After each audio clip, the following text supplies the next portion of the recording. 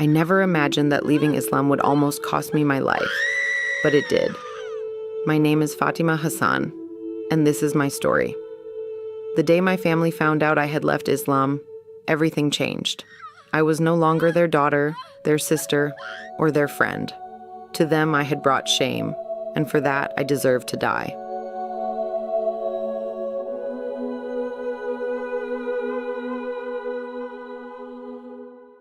I still remember the fire, the searing pain, the unbearable heat, and the sickening smell of my own flesh burning. I thought it was the end, but it wasn't.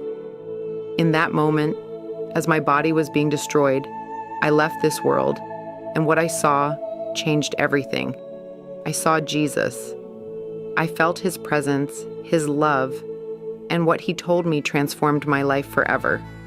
This is my testimony. This is how I died and came back completely changed. I was born into a devout Muslim family.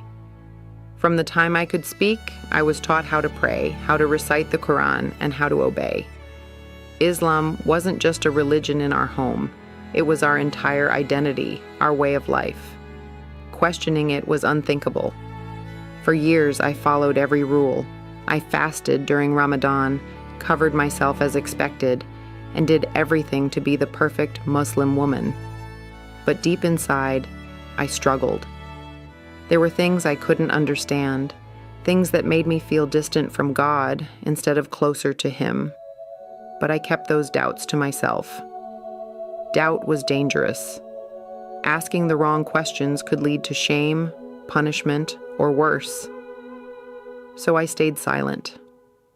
But then something changed. I started hearing stories about Jesus, stories I had never been told before. I had always been taught that he was just a prophet, nothing more. But when I secretly began reading about him, something inside me stirred. Why did his words feel so different? Why did his message feel so personal? I couldn't ignore the pull I felt toward him. I started searching, reading, and watching testimonies of people who had encountered Jesus. And then the dreams began. I would see a man in white, glowing with a peaceful presence. He never spoke, but I felt his love. I didn't understand it at the time, but deep down, I knew it was him. The more I learned, the more restless I became. If Islam was the absolute truth, why did I feel so lost? Why did I feel so empty? I knew I couldn't ignore it any longer. Then came the most terrifying decision of my life. I chose to walk away from Islam. But leaving wasn't just about changing what I believed. It meant losing everything: my family, my community, my safety. I kept it hidden for as long as I could. I prayed in silence, read the Bible in secret, and only whispered my doubts. But secrets don't stay buried forever. And one day my family found out. It started with suspicion. Why wasn't I praying anymore? Why did I seem different? Then they found my Bible. The moment their eyes landed on it, the house erupted into chaos. My father's face twisted with rage. My mother collapsed in tears. My brothers, they looked at me like I was a traitor. I tried to explain, but they wouldn't listen. To them, I had disgraced our family, our name, and everything they believed in. In an instant, love turned into hatred. The people who had once protected me became the ones I feared the most. At first, there were threats. They told me I had to repent, to return to Islam, or face the consequences, but I couldn't. I had seen the truth. I knew Jesus was real. No matter how much I begged for their understanding, their hearts had already turned to stone. And then the threats became something far worse. One night, they cornered me. My pleas meant nothing. Their minds were made up. I remember the first strike, the force of it knocking me to the ground. Then their hands grabbing me, dragging me outside.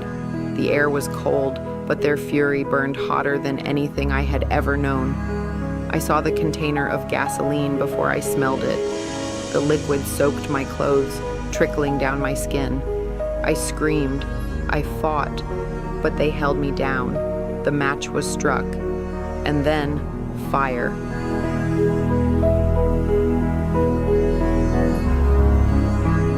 There are no words to describe the pain. My body became an inferno. Flames crawled up my arms, my legs, my face. My screams filled the night, but no one came. No one stopped them. I collapsed. The world blurred. My vision darkened, and I could feel my life slipping away. The agony slowly faded into numbness. I thought this was the end. But then something happened. The pain disappeared. The sounds around me grew distant. I was no longer on the ground, no longer in my body. I was somewhere else, somewhere beyond this world. And that's when I saw him. As the fire consumed me, everything faded. The pain, the screams, the world itself. It all slipped away. I felt weightless, as if something was lifting me, pulling me away from my broken body. Then I saw it, my own body lying there, charred, lifeless. My family stood around me, some in shock, others turning away. I should have felt pain, grief, something, but I didn't. Instead, I felt detached, as if I were simply watching someone else suffer. Then suddenly everything changed. The world around me vanished, and I was plunged into darkness, a deep, suffocating void. It was colder than anything I had ever felt, not just physically, but in my soul. I was utterly alone. Then the whispers began. They came from every direction. Harsh, mocking voices. They accused me. They condemned me. You betrayed the truth. You left the path. You deserve this. Their words crushed me. Fear wrapped around me like chains. Was this hell? Had I made the wrong choice? I wanted to scream. I wanted to run, but there was nowhere to go. The darkness felt endless, pressing in on me from all sides. Just as despair threatened to consume me, a light appeared.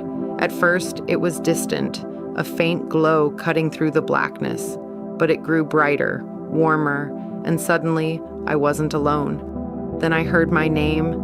A voice, strong yet gentle, called to me, "Fatima."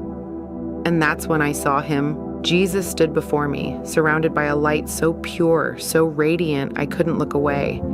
But it wasn't just light, it was love.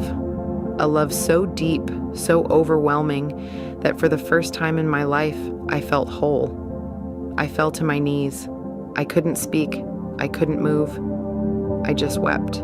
And then he reached out to me. His eyes were filled with compassion. "You are loved. You are mine. It is not your time yet." In an instant, the fear, the guilt, the loneliness, all of it vanished. A peace unlike anything I had ever known washed over me. Then I saw something else, a glimpse of a place beyond this world, a place filled with joy, love, and worship. A place where there was no pain, no fear, only pure, eternal peace. I knew without a doubt that I was seeing heaven, and in that moment, I understood. I had been searching for him all my life. Through all the doubt, the fear, the rejection, he had been calling me. He had never abandoned me. "You must go back," he said. "Tell them what you have seen." I didn't want to leave. I wanted to stay in that light, in his presence. But before I could say a word, I felt myself being pulled back into the world, back into my body. And then, with a desperate gasp, I woke up. My first breath felt like being dragged out of deep water. I choked, my lungs burning, gasping for air. Distant voices shouted and cried around me, but everything felt far away. Then the pain hit. It seared through my body, unbearable, but something inside me was different. I had been in the presence of Jesus.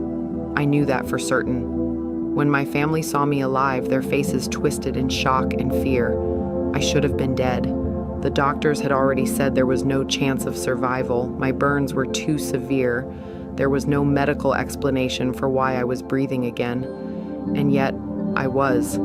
They rushed me to the hospital, where the doctors stared at me as if they had seen a ghost. "She shouldn't be alive," one of them whispered. They told me that even if I survived, I would live in unbearable pain for the rest of my life. But something incredible happened. I began to heal, faster than anyone expected. Scars that should have taken years to fade began to disappear. The doctors were baffled. The nurses called it a miracle, but I knew exactly what it was. Jesus had touched me. He had brought me back for a reason. When I was finally able to speak, I told them everything. I told them about the darkness, the voices, the fear, and then the light, the love, the moment I saw Jesus. Not everyone believed me. Some called it a hallucination. Others refused to listen at all. But the hardest part was my family. Realizing I hadn't changed my mind, that I had only become stronger in my faith, they turned even colder. But no matter what they said, nothing could shake what I knew to be true. I knew the truth. Jesus was real. He hadn't just saved me from death, he had rescued me from eternal darkness. I had to share what I had seen, even if people rejected me, even if it meant standing alone. I couldn't stay silent. As I recovered, I realized I wasn't the same person who had once lived in fear. The questions that had haunted me for years were gone. I didn't need to search anymore. I had found the truth, or rather, he had found me. Slowly, my story began to spread. People started to listen. Some came to me in secret, whispering their own doubts, asking about the Jesus I had met. Others, who like me had felt lost, began seeking him for themselves. I was no longer afraid, not of death, not of rejection, not of what would happen next, because I knew I had met the Savior, and nothing would ever be the same again. I was lost, but now I'm found. I was blind, but now I see. For so many years, I lived in fear, afraid of asking the wrong questions, afraid of losing my family, afraid of what would happen if I turned away from everything I had ever known. But when I finally let go of that fear and sought the truth with an open heart, Jesus found me. He didn't come with anger or condemnation. He came with love, with open arms, calling me his own. If you're searching, if you feel that emptiness inside, don't ignore it. That longing in your heart, that restlessness in your soul, it's not meaningless. It's Jesus calling you, just as he called me.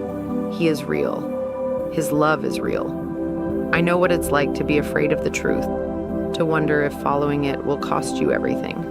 But I'm here to tell you, it's worth it.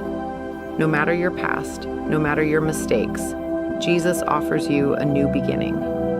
He offers love, redemption, and a peace that nothing in this world can give.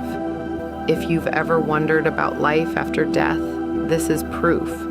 There is something beyond this life. There is a God who loves you, who sees you, who wants you. He wants to bring you into his light. If you're searching, if you're unsure, just ask. Ask God to reveal himself to you. I promise, he will, just as he did for me. This is my story, but it doesn't have to be just mine. It can be yours too. My journey isn't just about pain and suffering. It's about redemption, about the overwhelming love of Jesus. I was lost, but he found me. I was dead, but he gave me life again. I paid the ultimate price for leaving Islam. I was betrayed, abandoned, and burned alive. But in death, I met the one who is truly alive. Jesus. He rescued me. He healed me, and he gave me a new purpose. Now, I live to share his love with the world. But I want to hear from you. What do you think? Do you believe in near-death experiences? Have you ever felt something divine in your own life? Something so powerful, so unexplainable, that it left you changed forever? Maybe you've had a moment where you felt a presence you couldn't describe, a peace that didn't make sense, or a sign so clear it couldn't be ignored. Maybe you're still searching, still wondering, still waiting for that moment when everything makes sense. I'd love to hear your story. Share your thoughts in the comments below. Let's create a space where people can be open, honest, and unafraid to ask the big questions. If this testimony touched your heart, don't keep it to yourself. Someone out there needs to hear this. Someone is struggling in silence, afraid to ask, afraid to seek, afraid of what the truth might cost them. But the truth is worth everything. So like this video, share it with someone who needs encouragement, and subscribe for more powerful testimonies of faith and transformation. Every story has the power to change a life, including yours. And if you're searching for answers, if you've ever felt that emptiness inside that nothing in this world can fill, know this: Jesus is waiting for you, not with judgment, not with anger, but with love, with open arms, with the peace and purpose you've been longing for. You are not alone, no matter where you've been, no matter what you've done.